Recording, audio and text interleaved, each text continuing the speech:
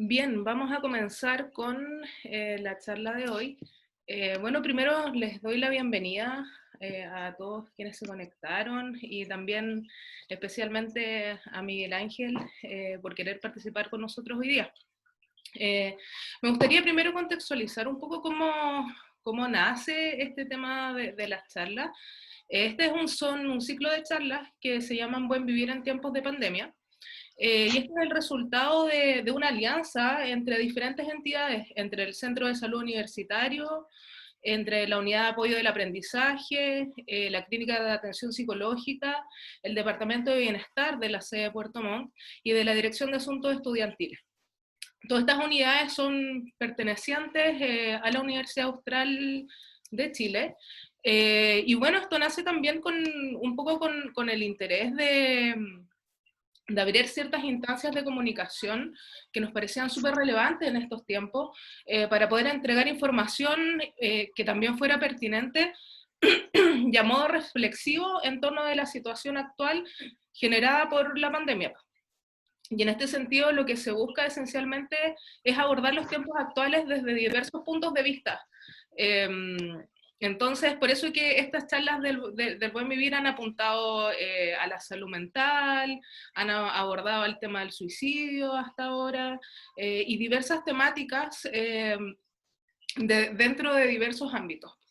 Entonces, hoy en día y con mucho agrado, quisiera presentar la charla que se titula Impacto del COVID en población LGBT, y tendremos como expositora a Miguel Ángel Maldonado, quien es activista LGBT, además es ingeniero en administración y es el presidente de la organización Movalet. Bien, quisiera dar algunas cuestiones sobre el encuadre. La charla tendrá una duración aproximadamente entre 30 y 40 minutos y se solicitará que las preguntas se hagan en el chat, puede ser privado o a través del chat general, y las preguntas serán realizadas al final por el moderador, que en este caso soy yo. Y los solicitamos por un tema de controlar un poco el ruido ambiente, si pudieran silenciar sus micrófonos durante la presentación. Eso. Así que le doy la bienvenida y el pase a Miguel Ángel.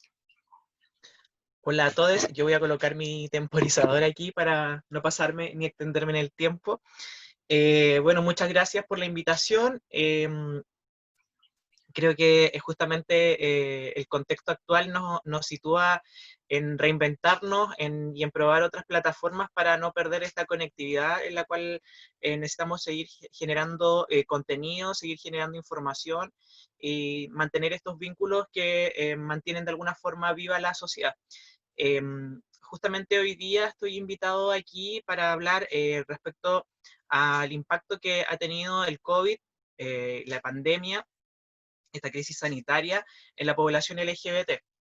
Creo que hay varios aristas donde uno podría empezar a hablar de lo que afecta de alguna forma a la población LGBT. Tenemos que recordar que en un proceso histórico, el ser una persona lesbiana, gay, bisexual o trans no está reconocido del todo por nuestra cultura, por nuestra sociedad. Ha tenido varios episodios dentro de la historia que nos sitúan de alguna forma en un margen, en un lugar de exclusión dentro de lo social. Tenemos que recordar siempre que hoy día tenemos a lo mejor este privilegio de no estar viviendo otros contextos históricos donde el ser lesbiana, gay, bisexual o trans ha significado la exclusión total de la sociedad, o la persecución. Yo creo que siempre cuando hablamos de temas LGBT, no podemos olvidar que tenemos este registro o esta cicatriz histórica en nuestros cuerpos, nuestras cuerpos, nuestras identidades.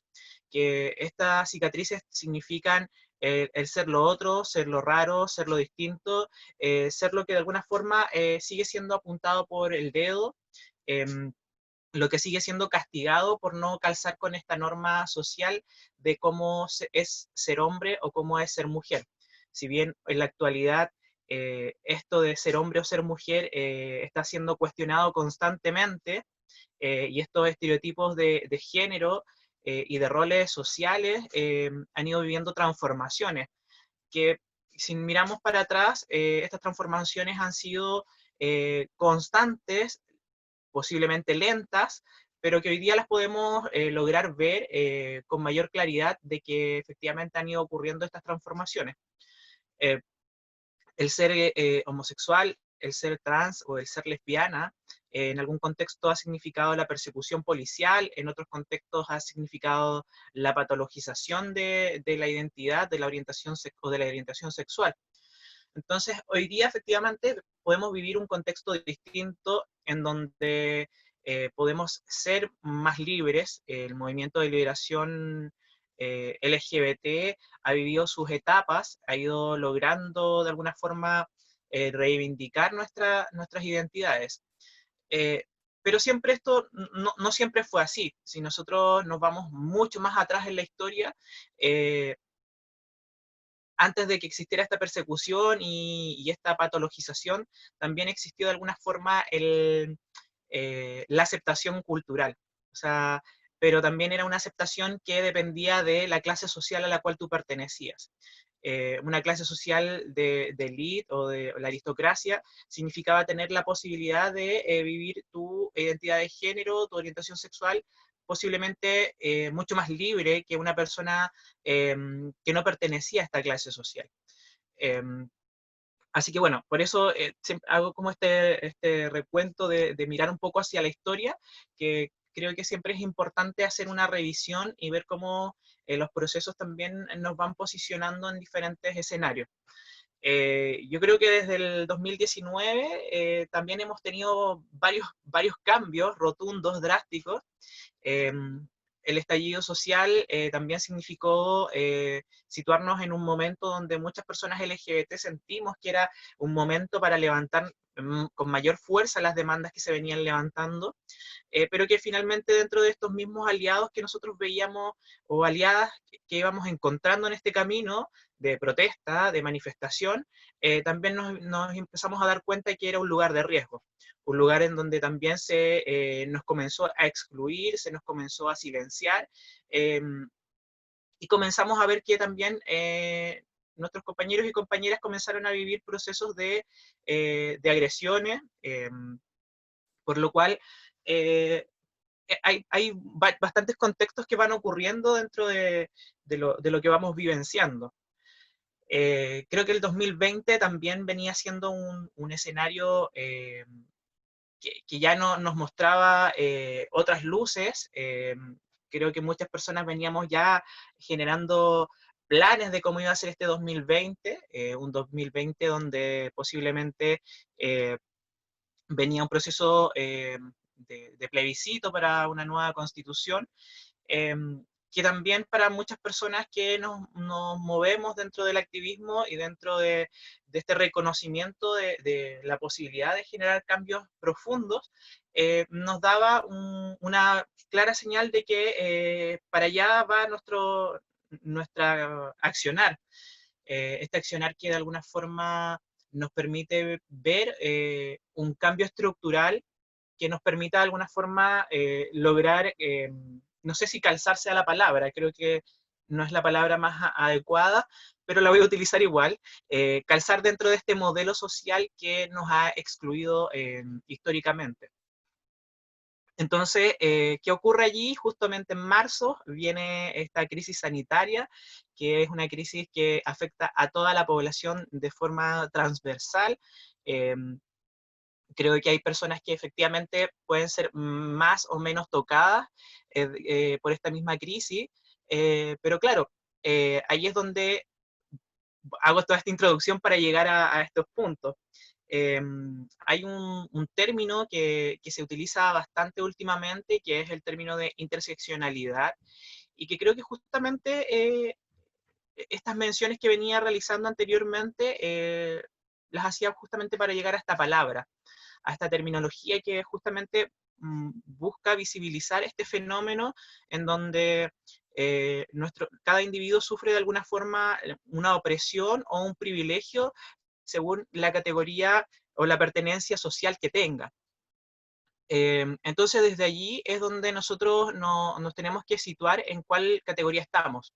Probablemente el ser una persona LGBT con una escala de privilegios o mirándolo en un lado contrario, en una situación de opresión, nos va a posicionar también en un lugar de riesgo o un lugar de aporte o de comodidad. Porque también esto nos, podemos buscar también dónde nos podemos situar si es que estamos de alguna forma viviendo algún contexto de privilegio.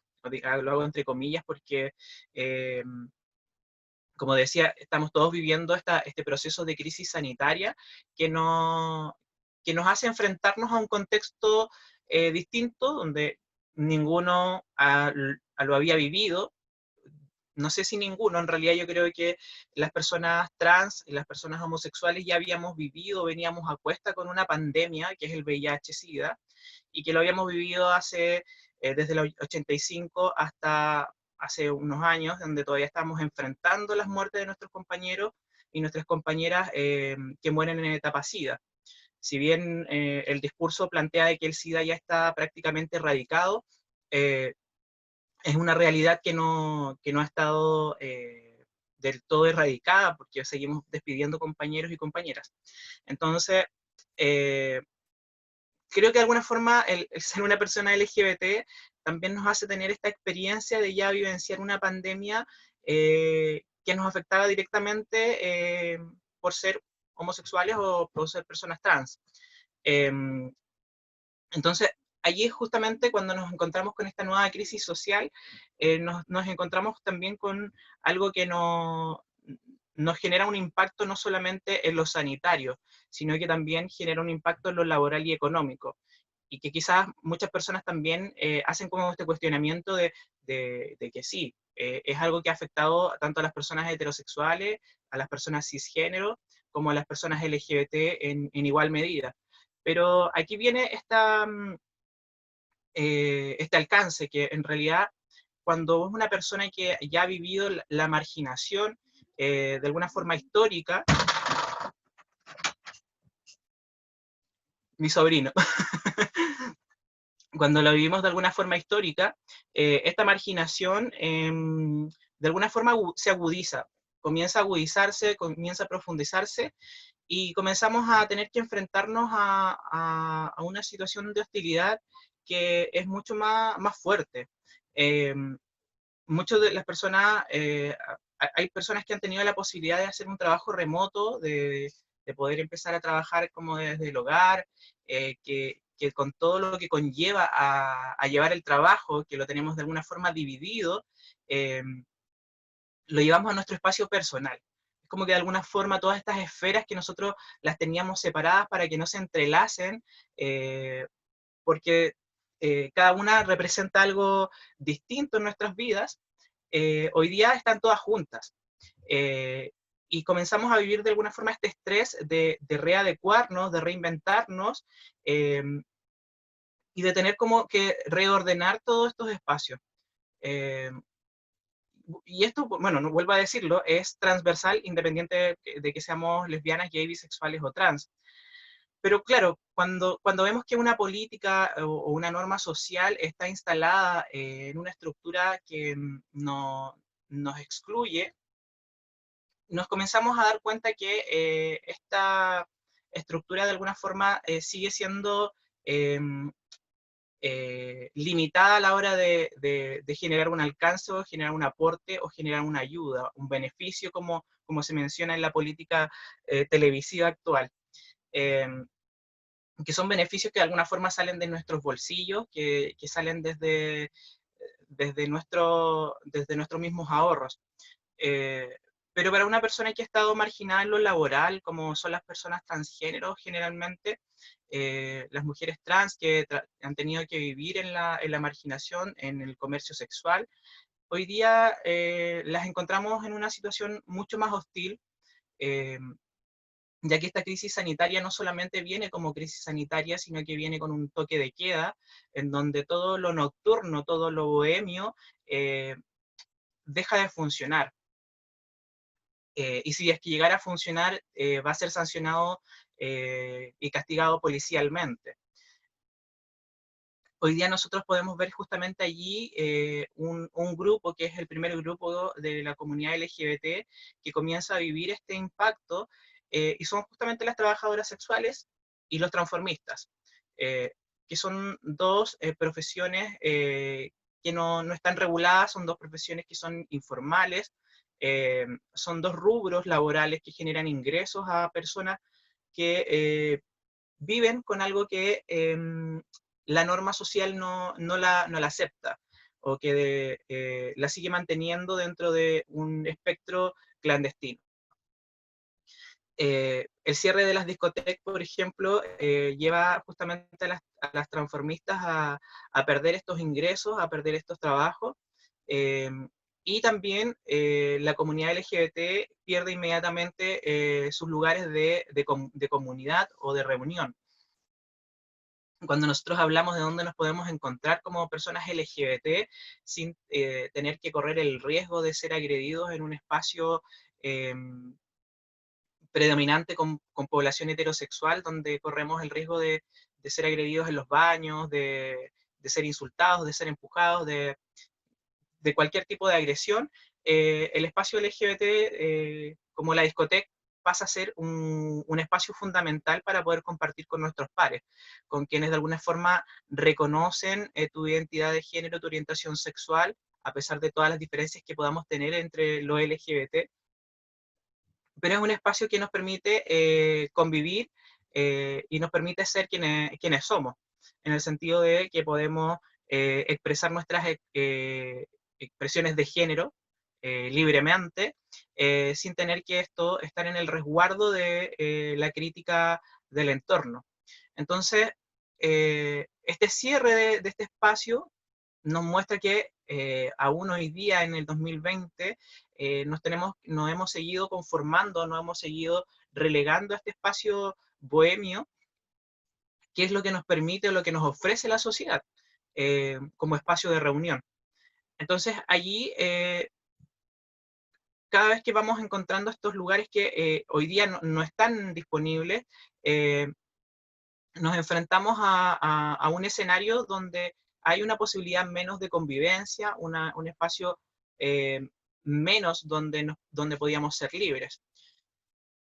Y ahí efectivamente nos vamos encontrando con este impacto que no solamente es sanitario, laboral y económico, sino que nos va impactando de muchas formas en nuestras vidas, y, eh, y que tenemos que ir viendo cómo enfrentamos esto o cómo reconocemos esto, eh, estos lugares que se arrebatan. Eh, permiso, voy a tomar un poquito de café.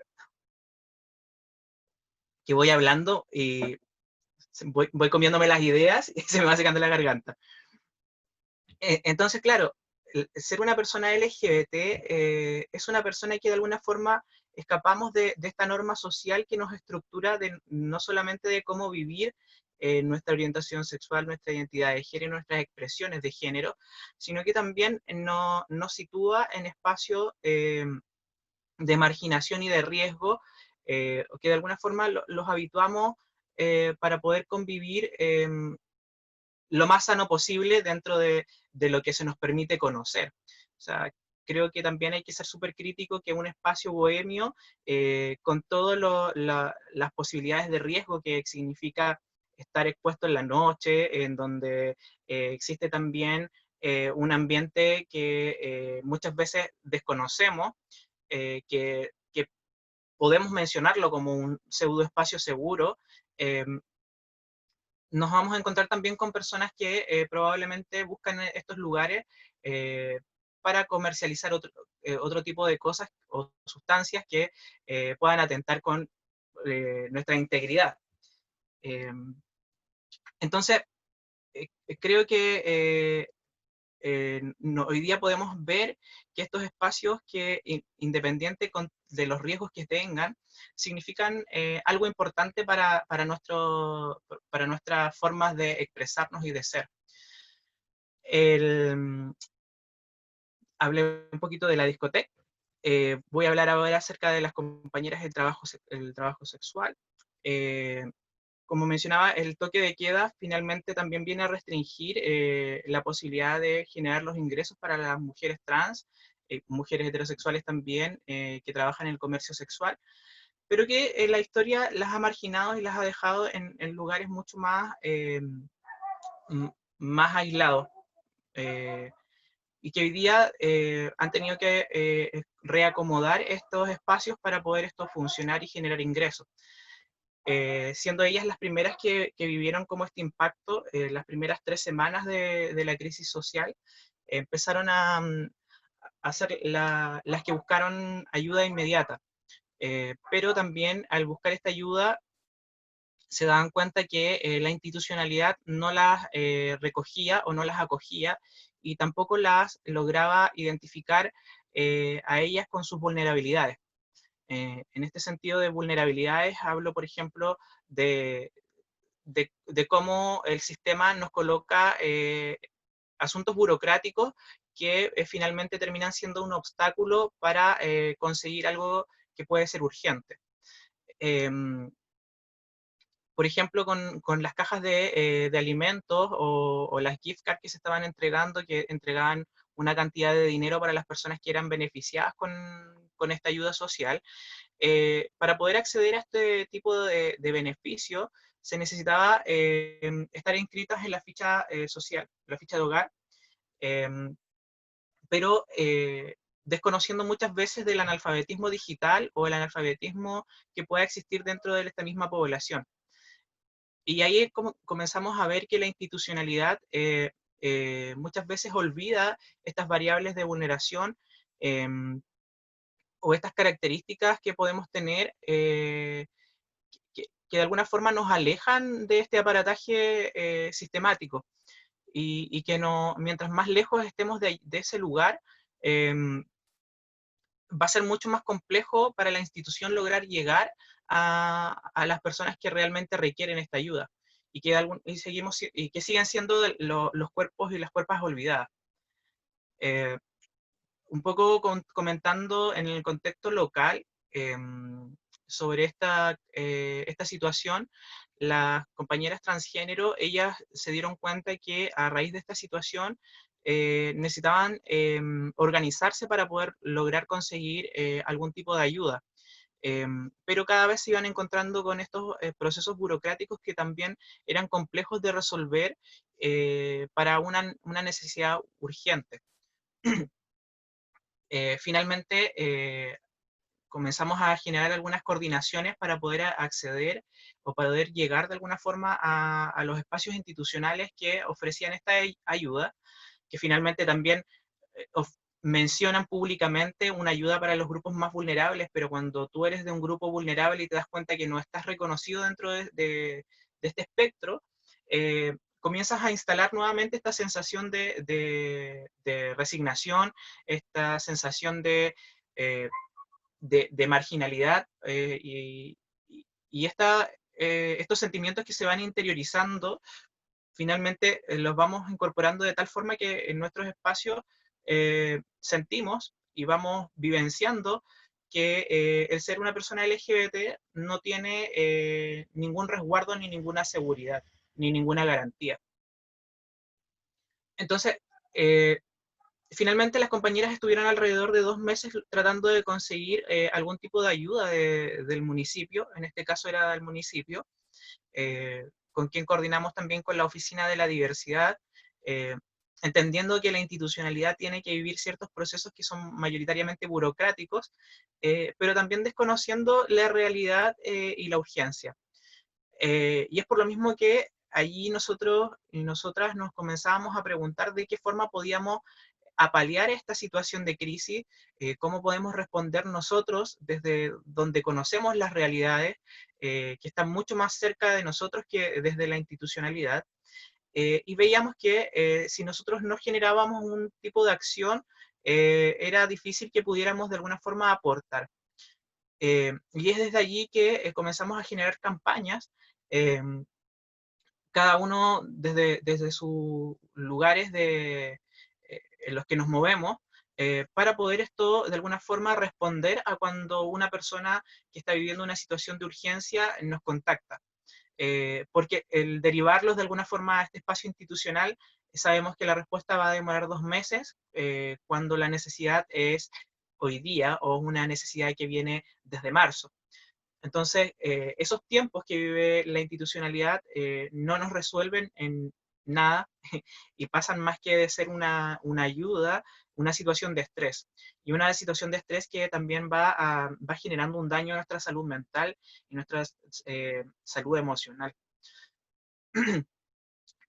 Eh, por otro lado, es un poco hablar acerca de la norma y la política. Eh, Hay una norma instalada que es heterosexista dentro de lo institucional, y que esta norma heterosexista efectivamente no reconoce los conjuntos de familia que no son heterosexuales. Por ejemplo, una de las respuestas que nosotros recibimos al solicitar ayuda es que las cajas de alimentos tenían como prioridad las familias que tuvieran hijos. eh, Inmediatamente uno hace esta lectura bueno, la frase fue exactamente así: las cajas de ayuda son para familias que tengan hijos, así que creo que va a ser bien complejo que podamos conseguir algunas cajas para ustedes. O sea, esta frase engloba justamente este modelo heterosexista que como vuelvo a mencionar, desconoce las vulnerabilidades y este concepto de interseccionalidad. eh, Da prioridad nuevamente a un grupo específico, colocando este criterio excluyente que margina a la comunidad LGBT, pensando y yéndonos inmediatamente a la idea de que ser una persona LGBT no nos cuarta de la posibilidad de tener hijos. Eh, y ahí es cuando nosotros nos volcamos un poco y empezamos a revisar de dónde vienen estos problemas. O sea, hay un tema ahí que he hecho la crítica en algunos espacios, que la misma Constitución reconoce a la familia como el núcleo fundamental de la sociedad.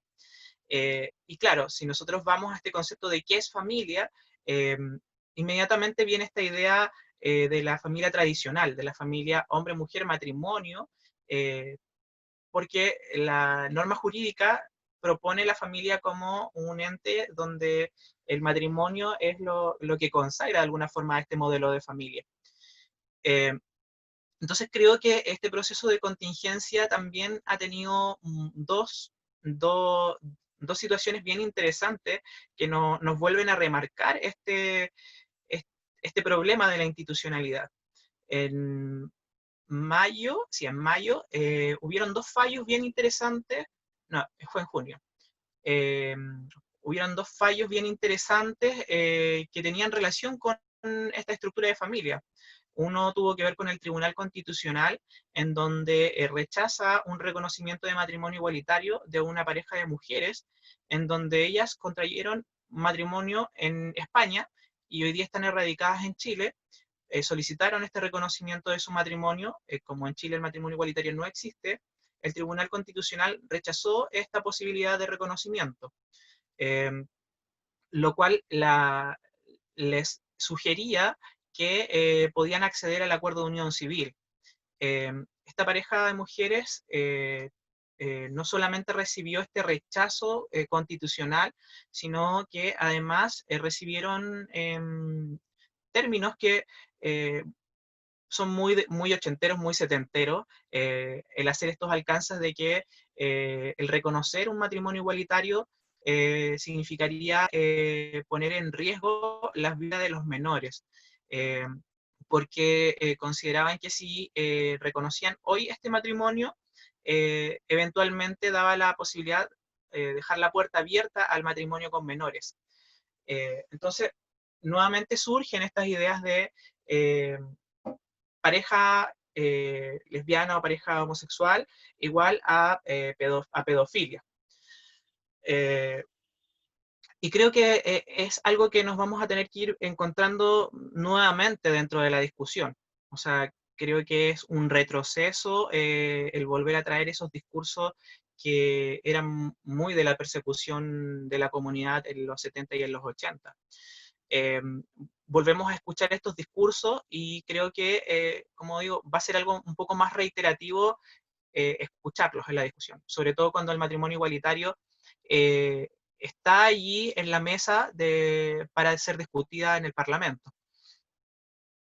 Y bueno, tenemos una segunda instancia que es mucho más favorable, que tiene que ver con derechos filiativos, con el caso de una pareja de mujeres lesbianas que logró el fallo por el Tribunal de Familia, en donde el Tribunal de Familia solicita al registro civil que reconozca a las dos mujeres como madres.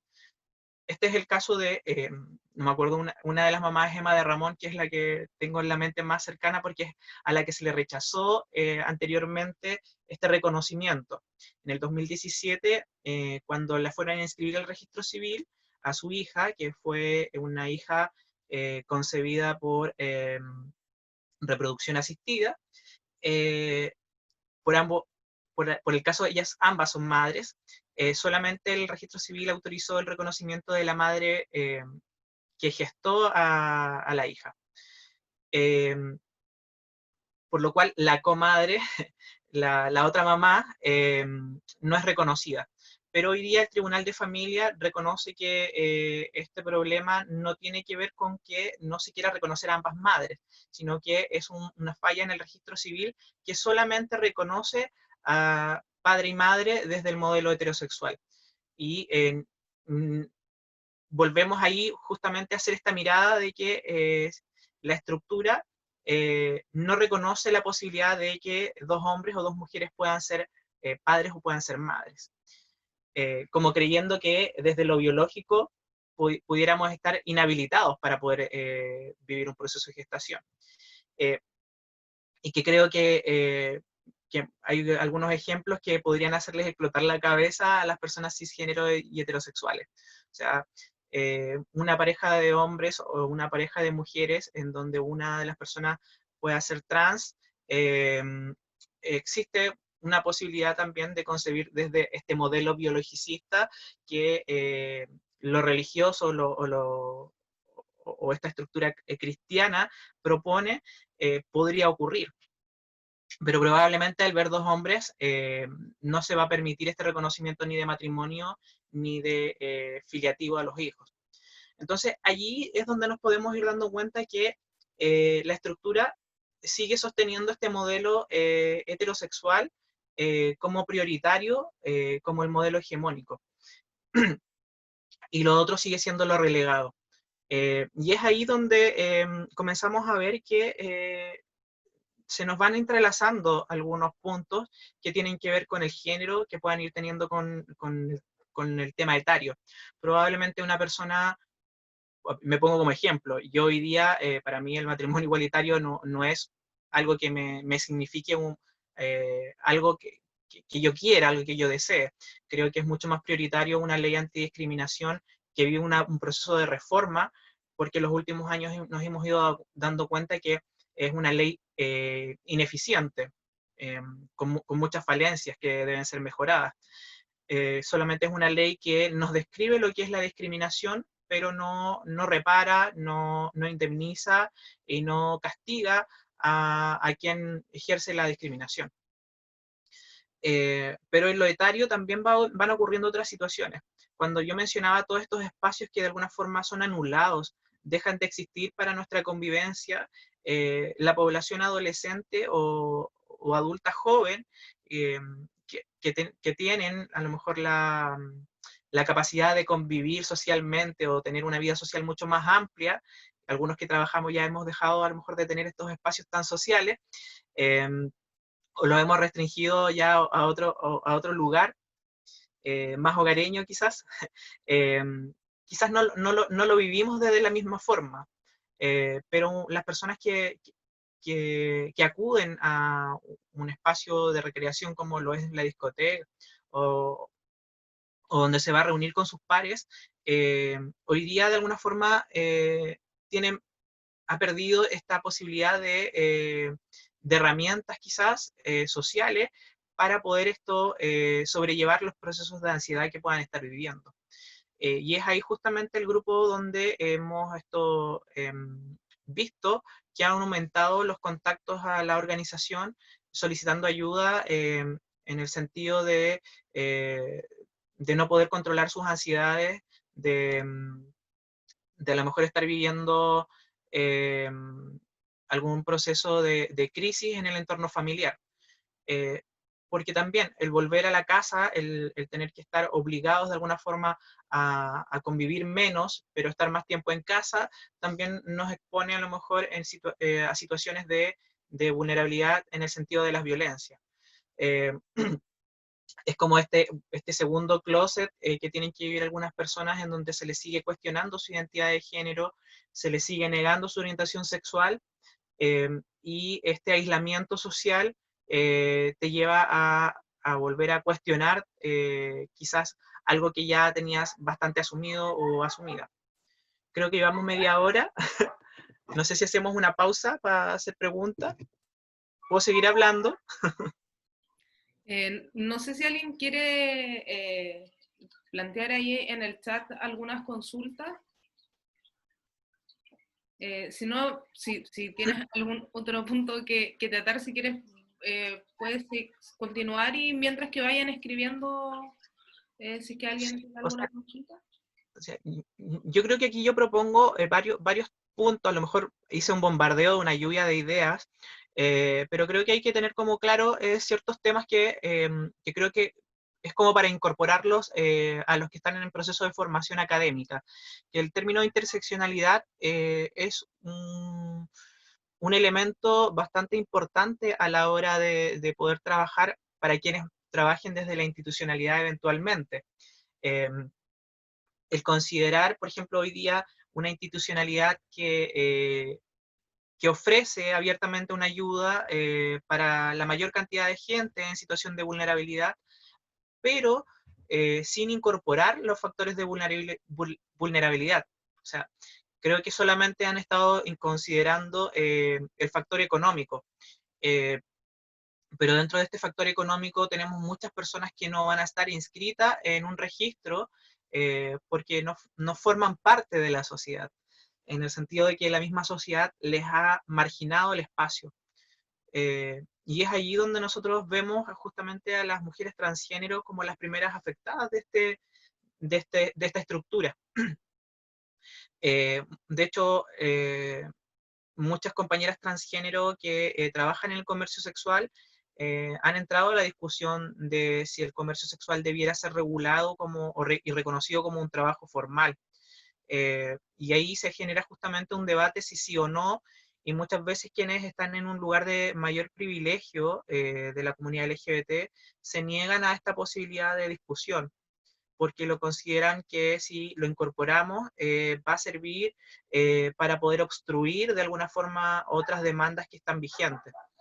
Eh, y ahí surge nuevamente este tema estructural eh, muy puritano, muy conservador que tenemos, eh, que cada vez que aparece algo lo podemos utilizar también en contra. O sea, la marginación en la que están viviendo las mujeres transgénero eh, hoy nos muestra ese olvido social hacia ellas. Son los cuerpos que están más lejanos a las orgánicas, son las identidades más lejanas. Y no solamente institucional, sino que cuando hablo orgánico, hablo también desde nuestras mismas realidades en las que estamos nosotros. Eh,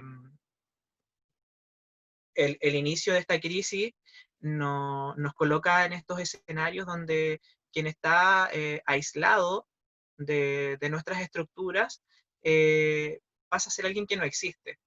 Eh, y lo digo de esta forma porque al inicio de la crisis salieron algunos reportajes por allí en donde mencionaba justamente cómo la población LGBT vive esta discriminación estructural.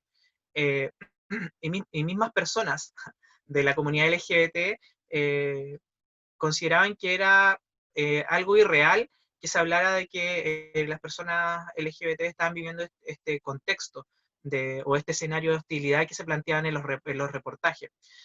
Eh, pero claro, o sea, cuando es una persona que de alguna forma ha entrado en la norma social, que tiene un trabajo estable, que ha podido tener acceso a vivienda, que de alguna forma entra en el modelo heterosexista, le es complejo ver a aquella persona que no está en esa vereda.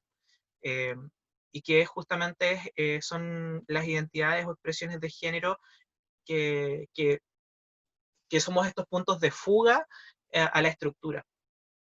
Entonces, creo importante que el concepto de interseccionalidad debe ser algo que se incorpore dentro de, no solamente de nuestro mundo profesional y académico, sino como un concepto que nos abre el abanico de posibilidades. El poder reconocer nuestros privilegios y el poder reconocer nuestros puntos de opresión es importante para poder esto levantar demandas, poder reconocer nuestras necesidades que no están resueltas, pero a la vez también reconocer esos privilegios con los cuales nosotros podemos activar acciones para quien está viviendo una situación de mayor opresión. Y si ese privilegio que nosotros reconocemos, de alguna forma, significa el punto de opresión de la otra persona. Hace un par de semanas tuvimos una situación en la cárcel de Alto Bonito, bueno, ya no sé si 1 o 2 semanas, en donde se levantó una denuncia pública desde el módulo 89, que es el módulo LGBT de la cárcel de Puerto Montt.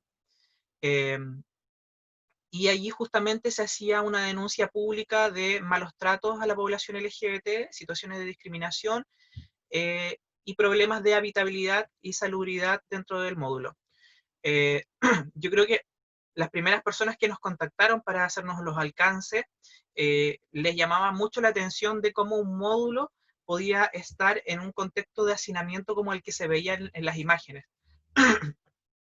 Cuando una persona nos contacta diciéndonos eso, y nosotros sabemos que en el módulo hay 8 personas, y es un módulo para 45 personas, te das cuenta que algo mal está en ese módulo.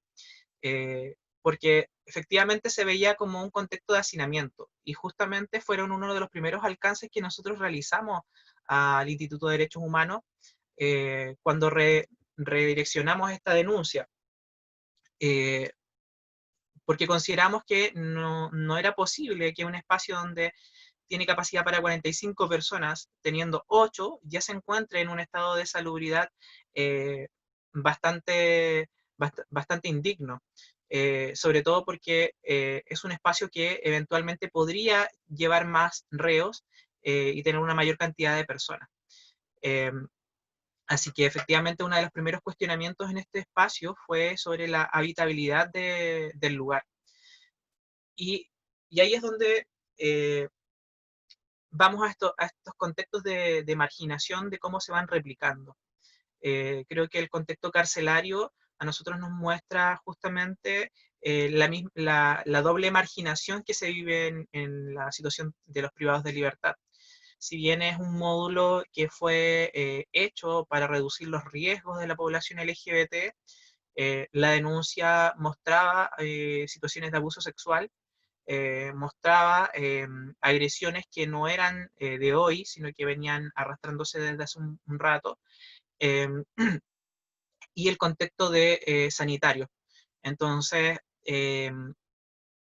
viene esta idea y esta justificación de muchas personas de que una persona privada de libertad de partida no está en un hotel. Eso fue como algunos de los comentarios que nosotros recibimos y que creo que es bien interesante mencionarlos para discutirlos, porque cuando una persona pierde su libertad, no pierde los otros derechos, pierde solamente el acceso libre dentro de la sociedad. Y, y ser una persona LGBT que además está privada de libertad dentro de un espacio carcelario en donde estás expuesto a un montón de situaciones, eh, tienes la posibilidad de estar en un espacio relativamente seguro, pero finalmente no cumple las condiciones de seguridad para las vulnerabilidades que existen en la población LGBT. Entonces, allí es donde generamos nuevamente estos cuestionamientos. La marginación es estructural y se replica dentro de nuestros contextos sociales y culturales. Ahora voy a hacer silencio. Gracias, Miguel Ángel. Bueno, y dejamos abierto si alguien quiere hacer alguna consulta, alguna duda de la exposición, algo que quizás también quisieran comentarnos.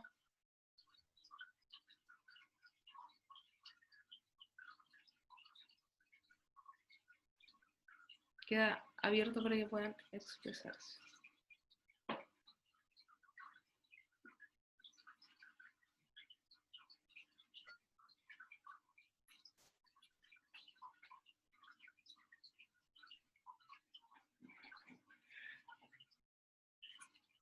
Aquí Bernie nos escribe y dice, no se me ocurre ninguna duda, pero he encontrado muy bacán todos los temas.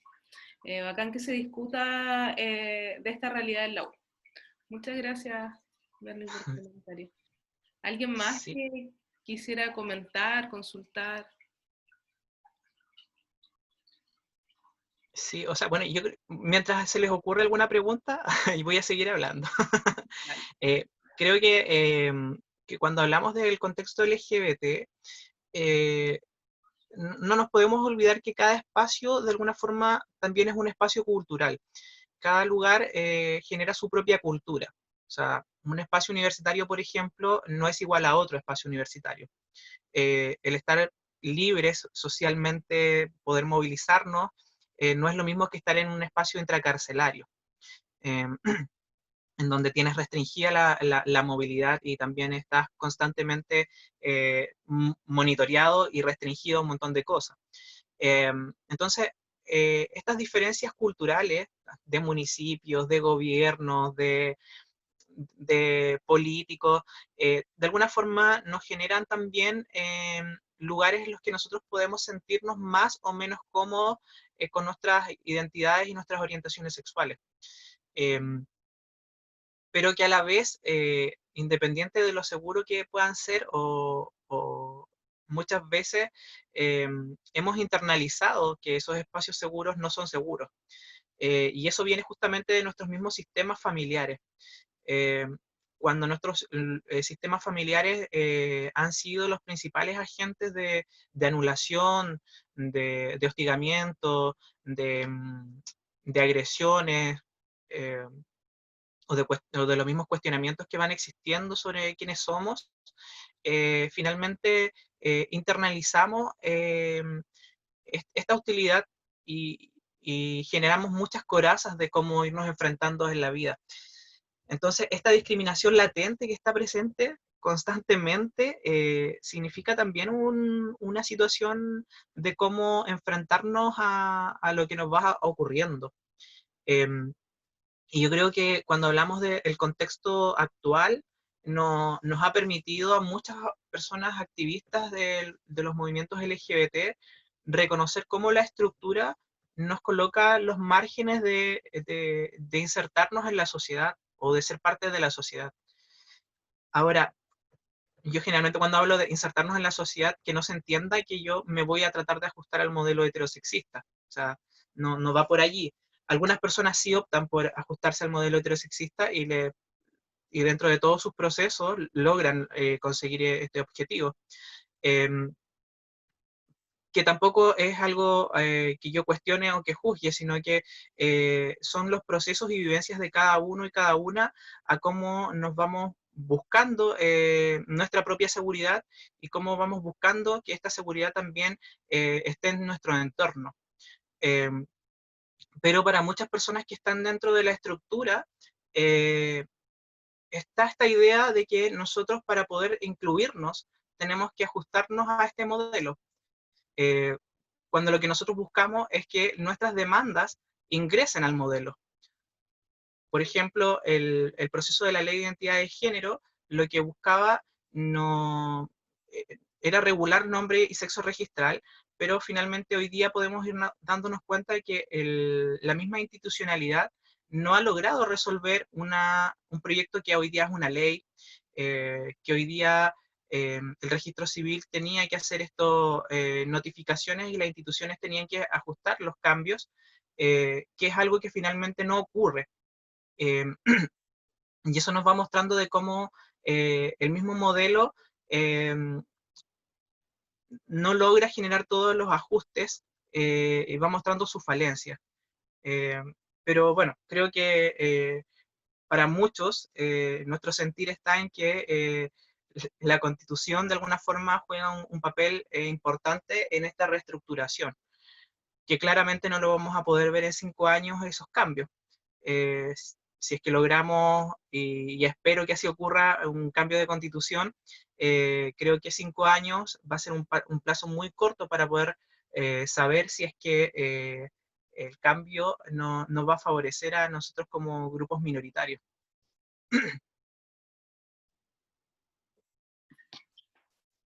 Bien. Última vez la consulta, porque ya estamos más o menos en la hora que nos habíamos propuesto. Si alguien más quisiera comentar o consultar algo.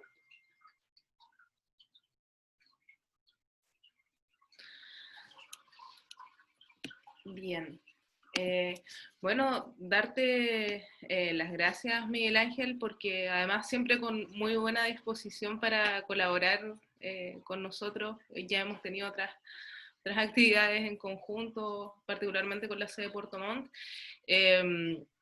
También me sumo a lo que dice Bernie, muy interesante ver no solamente las cosas quizás desde una sola perspectiva, sino que ver que hay muchas cosas que se ven conjugadas en este tiempo de confinamiento y también podernos abrir, como tú dices, a otras realidades que quizás muchas veces ni siquiera nos cuestionamos o nos preguntamos desde nuestros espacios, que además que también esto de estar encerrado nos permite ver menos todavía o abrirnos a pensar en otras cosas. Así que te agradezco mucho tu presentación y también agradezco a quienes se conectaron y estuvieron y se dieron el tiempo de estar aquí con nosotros en esta charla. Además aprovecho de invitarlos a la próxima charla, que es la semana del 20, luego del receso de la universidad, y en la cual vamos a tratar el tema de la inclusión y tiempos de cuarentena. Así que los dejo cordialmente invitados y muchas gracias por asistir. Nos vemos, que estén muy bien. No sé si Muchas quieres gracias. decir algo, Miguel Ángel. No, creo que ya está, está todo dicho. No se olviden del término interseccionalidad. Es importante que lo tengan ahí en consideración cuando hacemos esta mirada y ampliamos el abanico de posibilidades y de realidades. Súper, que estén todos muy bien. Chao.